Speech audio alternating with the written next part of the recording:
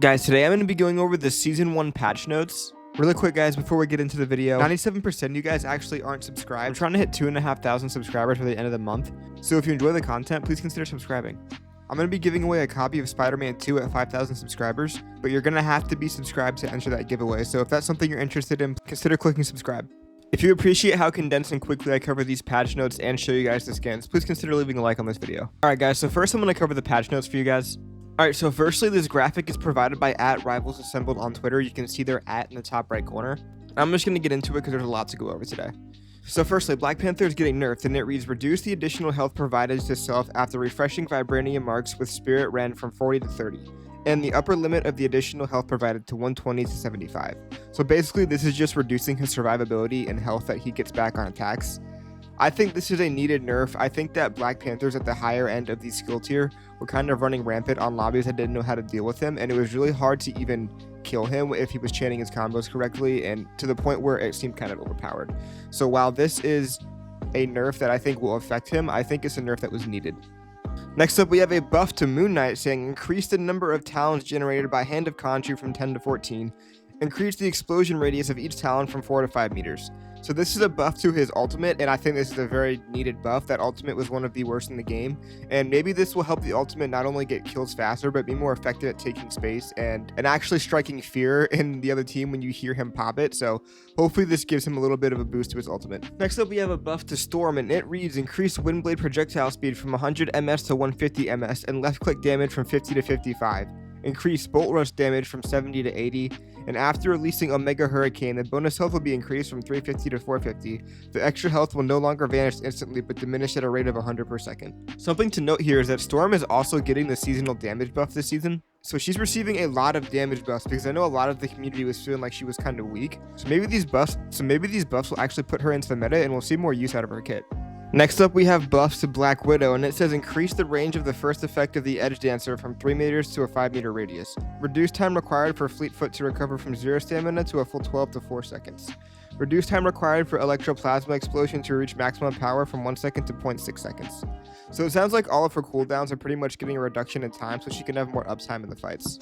I think that this is a needed buff because she was kind of on the weaker side of the heroes right now. Next up, we have a buff to Namor, and it says adjust the throwing feel of Monstro spawn and Frozen spawn. Now Namor can accurately throw them to the desired location. So it's just a quality of life buff, kinda, making it so that when you throw your down, they more accurately go where you throw them instead of kind of being off by a little bit. Squirrel Girl is getting a buff, and it reads unbeatable Squirrel Tsunami Squirrels will rush towards the nearest enemy after bouncing instead of randomly after targets. Reduce the Squirrel Tsunami health from 600 to 300. So this is going to greatly increase the effectiveness of her ultimate. Now instead of just randomly going wherever you shoot it, it's going to automatically target the closest nearby enemy. This is going to make her ultimate really strong, and this is a huge buff, guys. Don't underestimate this one. Alright, the long-awaited nerfs to Hawkeye, and it reads slightly reduce the spread angle between every 2 blast arrows. Reduce the triggering distance of passive ability Archer's Focus from 80 meters to 40 meters. Reduce the maximum additional damage of the passive to 80 to 70. So this is basically just increasing his drawback time and making it longer for him to reach full power with each shot. I think these nerfs are fine. I don't think this completely butchers his kit. I think that he will be okay and he'll still be usable. Alright, next up we have a nerf to my main, Psylocke, and it says Dance of the Butterfly will check for barriers, including Magneto's Metal Bulwark, Hulk's Indestructible Guard, etc. So this is a slight nerf. It just means that it won't be able to work through barriers, or it will check for them, and she'll still target people in barriers. So this is a slight nerf, but nothing that's going to butcher her. Next up, we have a rework to Bucky, and it reads increase the bonus health provided by Bionic Hook and Tainted Voltage from 30 to 40. Increase his projectile damage from 70 to 75, reduce the area damage from 70 to 65, and reduce damage decay from 65% at 40 meters to 60%, and increase base health from 250 to 275. So it's just a rework for Bucky, and I think the buffs kind of outweigh the nerf here. I think these buffs are going to make him be able to stay in the fight a lot longer and be able to get more value out of his abilities and be more aggressive with his kit. The Hela nerf, reduce base health from 275 to 250. Now I could have sworn I saw more nerfs from Hela on Twitter somewhere, and I don't think they're included on this graphic.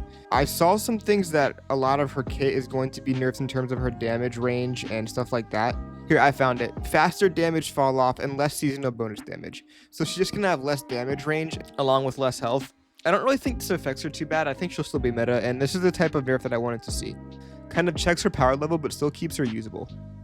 Punisher says slightly reduce the spread of Deliverance and Injunction, so it just buffs his ultimate spread.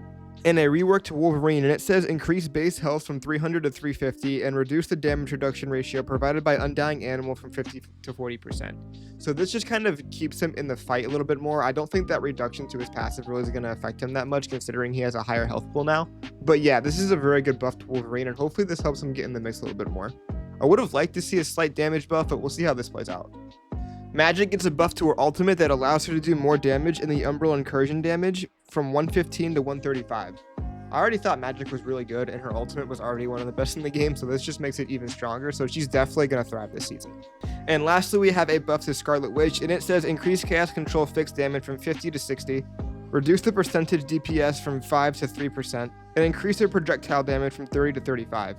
I don't know if she's getting a seasonal bonus this season. I should probably look into that, but these are some pretty good damage buffs, so I could see Wanda kind of climbing the meta, and with her, probably Magneto, especially if Wanda gets picked more. But yeah, guys, that's going to do it for today's patch notes video. Tomorrow I'm going to have a video on the channel covering the new battle pass and all the new skins coming to the game tomorrow. So subscribe and like the video if you want to stay up to date and see that video tomorrow.